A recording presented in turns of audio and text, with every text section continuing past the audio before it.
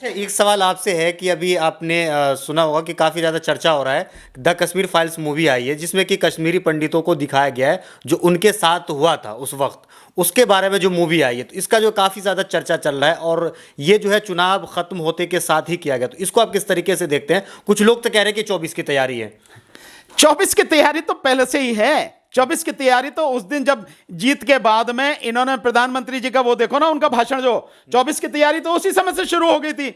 बात वो नहीं है, वो हमेशा चुनावी मोड में रहते, चुनाव के अलावा उनके पास कोई काम नहीं है। क्या कश्मीर का मुद्दा रहेगा 24 में? नहीं, कश्मीर का मुद्दा तो देखिए हर जगह उठाए रहे हैं, 370 को उठा रहे हैं, पर मैं आपसे आपके माध्यम से ये जानना चाहता हूं सभी लोगों से, और सभी लोगों के सामने ये सवाल खड़ा करना चाहता हूं कि इन्होंने जब से भी ये सत्ता में है, वहां पे जम्मू कश्मीर में पीडीपी के साथ में ये सत्ता में थे। देश की जनता को इनसे सवाल पूछना चाहिए कि ये बताओ, जब तुम सत्ता में रहे पीडीपी के साथ में, तब तुमने कश्मीरी पंडितों की भलाई के लिए, उनको वापस कश्मीर भेजने के लिए क्या काम किया? तब तो तुम सत्ता में थे। उसके बाद में वो सत्ता गई तो तुमने वहां पर राष्ट्रपति शासन लगा दिया, अनुच्छेद 370 खत्म कर दिया। अब तो सब कुछ तुम्हारे हाथ में है। जब से अनुच्छेद 370 खत्म किया है, तुमने क्या काम किया? 2 साल होने वाले हैं, पौने 2 साल हो चुके ना। अब पौने 2 साल में तुमने कश्मीरी पंडितों की वापसी के लिए, उनकी उन्नति के लिए, उनकी दिक्कतें दूर करने के लिए क्या काम किया? बताओ ना तुम, पूछो इनसे। ये जो पिक्चरें, इमोशनली पिक्चरें बनाई जाती हैं, इमोशनली लोगों को ब्लैकमेल करने की कोशिश की जाती है। अभी मैं देख रहा था रवीश कुमार जी का, फाइलें तो कश्मीर फाइल, क्या फाइलें तो कितनी पड़ी हैं, सारी फाइलों को देखो ना, केवल कश्मीर फाइल क्या बात है? इस प्रदेश में, इस देश में कितनी ही फाइलें पड़ी हैं। प्रधानमंत्री बताएं कौन कौन सी फाइल देख रहे हैं? लोगों की उन्नति के लिए, लोगों की तरक्की के लिए, लोगों की बेहतरी के लिए, उनके जीवन स्तर में सुधार हो, उनको शिक्षा मिले, उनको रोजगार मिले, उनको दवा और डॉक्टर और अस्पताल मिले, इसके लिए क्या किया प्रधानमंत्री ने? क्या ये फाइल नहीं है क्या? किसानों की उन्नति के लिए, तरक्की के लिए क्या क्या प्रधानमंत्री ने बताएं? इसमें मजदूरों के लिए क्या किया? मजदूर कानून बना के मजदूरों को पूरी तरह से तबाह कर दिया। कृषि कानून बड़ी मुश्किल से 1 साल किसानों ने संघर्ष किया तो वो कृषि कानून वापस हुए, नहीं तो किसान तबाह हो जाते। देश की खेती जो है, जमीन जो है, वो कॉर्पोरेट के हाथ में चले जाते। उन फाइलों की बात होगी, पर आप कह रहे हैं कि कश्मीरी पंडितों की बात की गई है। तो कश्मीरी पंडितों की बात के लिए बहुत सीधा सवाल, और मैं नहीं, कश्मीरी पंडित भी पूछते हैं। उससे पहले आप देखो, बहुत मीडिया पे लोगों ने कहा है, कश्मीरी पंडित भी पूछ रहे हैं कि बीजेपी ने क्या किया कश्मीरी पंडितों के लिए, उसका हिसाब दो पहले। 8 साल से इस देश में बीजेपी की सरकार है, इन 8 साल में कश्मीरी पंडितों की भलाई के लिए क्या किया? उनके जीवन स्तर को सुधारने के लिए क्या किया?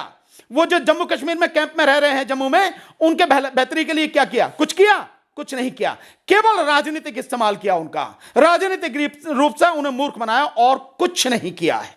अच्छा, ये कश्मीरी फाइल्स जो मूवी आई है, उसके बाद जो है एमपी के नर्मदापुर में एक मामला आया जहां पे जो है मजार को जो है पूरा भगवा रंग से जो है रंग दिया गया। तो इसको आप किस तरीके से? एक नहीं है, देखिए ऐसी चीजें कई बार हैं, कई उदाहरण हैं। ये नहीं है, ये भी है, हिजाब भी है। और अभी मैं देख रहा था, एक लड़की के, एक दो लड़कियां हैं, उनके साथ कितनी बदतमीजी की गई। जो लड़के जा रहे थे इस तरह की गुंडागर्दी करते हो, मतलब एक चीज नहीं है।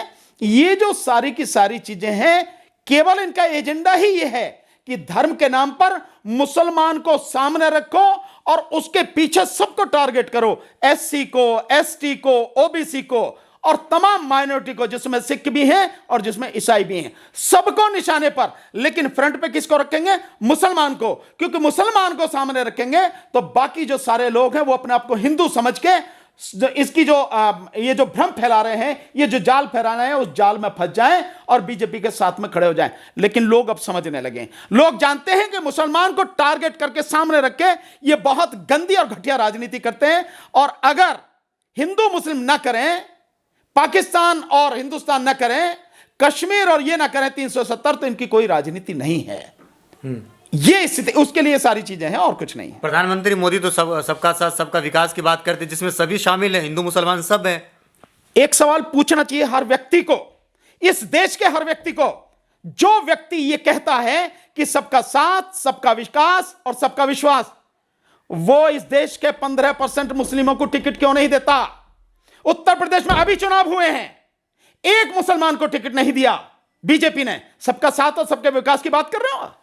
ये जो धोखा दिया जाता है, ये जो मूर्ख बनाया जाता है, और पब्लिक जो ना समझ पब्लिक है वो उसे मान लेती है। समझदार लोग जानते हैं ऐसा नहीं है।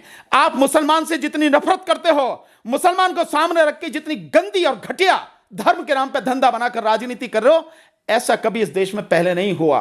तो सब लोग समझ रहे हैं, जान रहे हैं, अब धीरे धीरे ये सब सामने आती जाएगी, सब लोग नंगे हो जाएंगे। ऐसे तो सारी पार्टी पे आरोप लगता है कि मुसलमानों को, अगर कांग्रेस के ऊपर भी आरोप लगता है कि मुसलमानों के साथ जो है सही व्यवहार नहीं किया कांग्रेस ने, हमेशा मुसलमानों को ठगा है। कि देखिए ठगा है क्या रगा, अगर मुसलमानों को ठगा है, कांग्रेस ने क्या मुसलमानों को टिकट नहीं दी है? मुसलमानों के लिए कहां कांग्रेस खड़ी नहीं रही है? रहती है खड़ी, ऐसा तो नहीं है। क्या जो स्थिति आज है मुसलमानों की, यानी एक इतनी बड़ी पार्टी जो अपने आप को दुनिया में सबसे बड़ी पार्टी बोलती है, वो पार्टी एक मुसलमान को टिकट नहीं दे रही, एक भी मुसलमान को। सो आप कैसे उससे और इससे कैसे कंपेयर करेंगे आप? उसमें तो आप देखेंगे चाहे गुलाम नबी आजाद जी हो, कितने मुस्लिम नेता हैं जो लगातार जो है मतलब एमपी रहे, एमएलए रहे, एक थोड़ी है, कितने लोग हैं। तो आप ये नहीं कह सकते, ये सब लोगों को भ्रमित करने वाली बात है। ऐसा योगी जो है शपथ लेने वाले हैं, जो विपक्ष है उन्होंने काफ़ी कोशिश करी कि किसी तरीके से भाजपा को रोका जाए, लेकिन रोकने में जो है कामयाब नहीं हो पाए। तो इसको आप किस तरीके से देखते हैं? नहीं, मुझे इसकी जानकारी नहीं कि रोकने के लिए कोशिश की गई है। देखिए ये कोई ऐसा तो है नहीं कि भाई लोग इकट्ठे होकर किसी को रोकें, भाई तुझे शपथ नहीं लेने देंगे, ये चीज़ नहीं है। जो भी होगा प्रजातांत्रिक तरीके से, कानूनी तरीके से, संवैधानिक तरीके से ही होगा। तो तरीका यही है कि भाई सुप्रीम कोर्ट को अप्रोच किया जाए या फिर माननीय उनको राष्ट्रपति जी को अप्रोच किया जाए, वहीं से कुछ हो सकता है, बाकी और कुछ नहीं है। तो अगर वो अपने संज्ञान में, सवाल था चुनाव में हराने की, नहीं चुनाव में हराने का, देखिए जबरदस्ती हराया गया है। ये चुनाव आयोग ने बहुत ही व्यवस्थित तरीके से बेईमानी करके, ईवीएम में घोटाला करके, ईवीएम के माध्यम से बीजेपी को चुनाव जिताया, यानी कि बीजेपी की सरकार बनाई है। जमीन पर जो सच्चाई है वो इससे कहीं कोसों दूर है। किसी हालत में कभी भी बीजेपी यहां नहीं जीत सकती, ये स्थिति है।